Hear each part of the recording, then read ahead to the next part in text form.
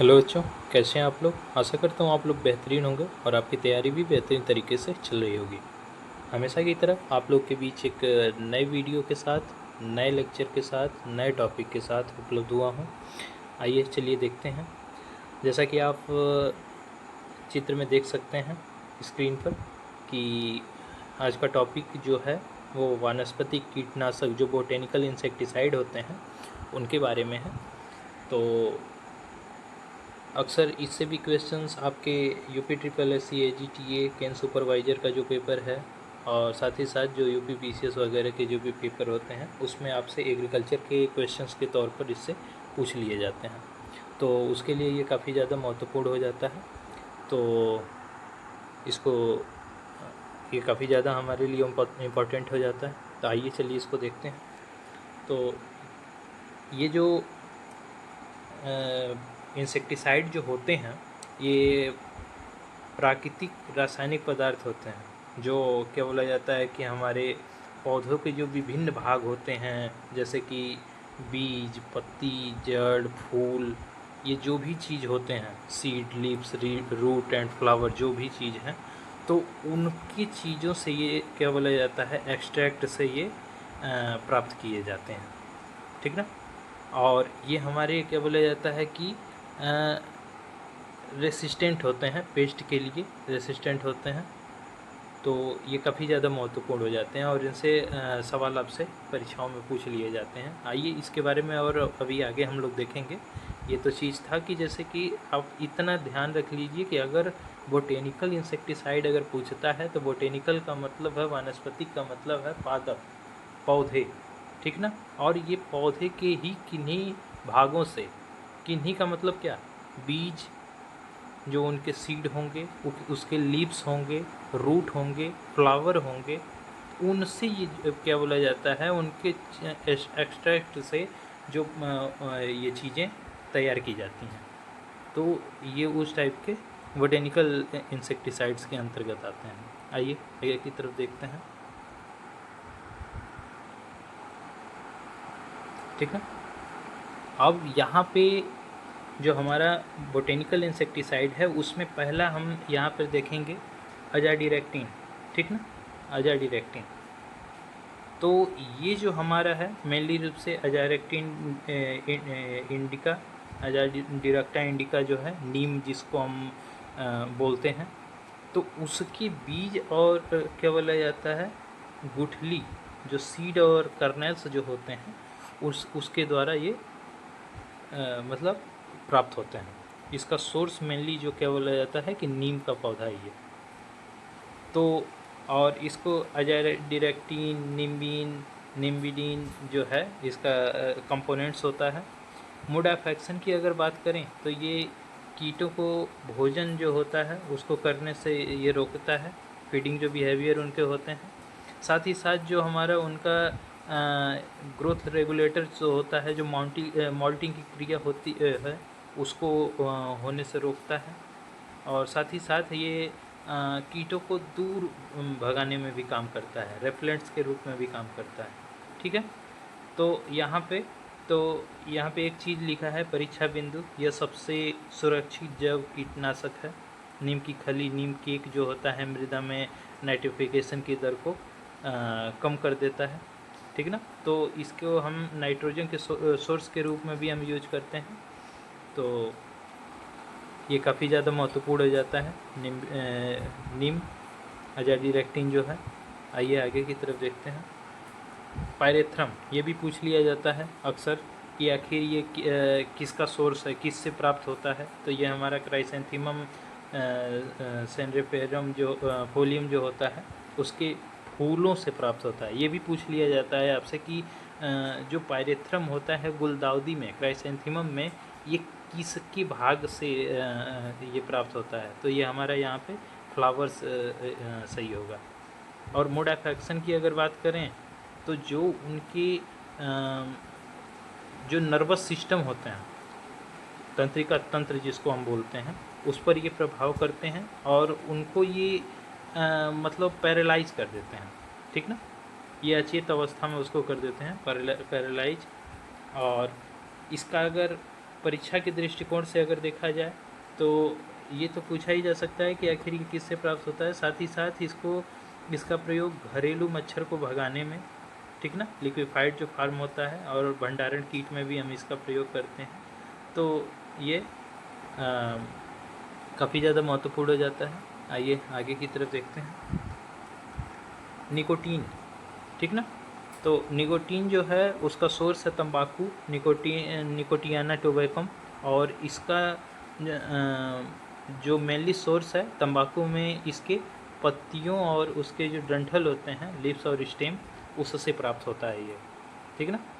और इसकी अगर मोड ऑफ एक्शन की अगर बात करें तो ये कांटेक्ट और फ्यूमिगेशन जो पॉइजन होता है उसके तरीके से ये काम करता है। मतलब कि ये टच में भी ये प्रयोग में आएगा, और साथ ही साथ जो सांस लेने वाले जो फ्यूमिगेशन के होंगे उसमें भी ये कार्य करता है, ठीक ना। साथ ही साथ परीक्षा के दृष्टिकोण से अगर देखा जाए तो कमर्शियली इसका यूज जो है वो निकोटीन सल्फेट में 40% इसका हाईली टॉक्सिक ये माना जाता है। मैमल्स जो होते हैं हमारे स्तनधारी जीव और मनुष्य के लिए भी, ये दोनों के लिए विषैला माना जाता है, ठीक ना।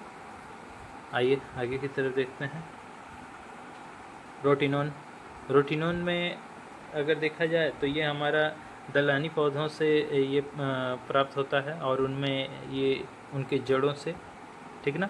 और इसके अगर मोड ऑफ एक्शन की अगर बात करें तो जो उसके श्वसन तंत्र को बाधित कर देता है, और साथ ही साथ ये कांटेक्ट और स्टमक पॉइजन के रूप में ये काम करता है। और मछलियों के लिए ये अत्यधिक विषैला माना जाता है तालाबों में, ठीक ना।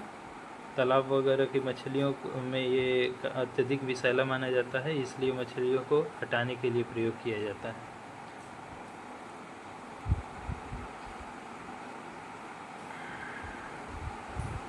सवाडीला की अगर बात करें तो ये हमारा सवाडीला जो है वो लिली का पौधा जो होता है उसके बीज से ये प्राप्त होता है, ठीक ना। और इसके मोड ऑफ एक्शन की अगर बात करें तो वेराट्रिन एल्कलाइड्स जो है ये इसका सक्रिय घटक है। और परीक्षा बिंदु की दृष्टि से अगर देखें तो जो हमारे रस चूसक सैप सकिंग जो इंसेक्ट होते हैं, जैसे कि थ्रिप्स वगैरह और बग वगैरह, उनके नियंत्रण के लिए इसका प्रयोग किया जाता है। और यह मधुमक्खियों में जो क्या बोला जाता है कि ये बहुत कम विषैला होता है, लो टॉक्सिसिटी ये दिखाता है मधुमक्खियों में। तो सवाडीला मेनली रूप से बीज से होता है। ये यहाँ पे इसका फ्लो चार्ट दिया गया है, इससे आप देख सकते हैं कि जैसे नीम का हमने जिक्र किया, ये बीज और गुठली इसका काम में आता है, ठीक ना। ये ग्रोथ और ये काफ़ी ज़्यादा प्रभावित करता है। पायरेथ्रम की अगर बात की जाए तो ये गुलदाउदी से प्राप्त होता है, उसके ड्राई फ्लावर से, ठीक ना। और ये यहाँ पे पैरालाइज कर देता है। साथ ही साथ अगर निकोटीन की बात की जाए तो निकोटियाना टोबैकम तो तंबाकू से, और उसमें पत्तियाँ उन से ये प्राप्त होता है।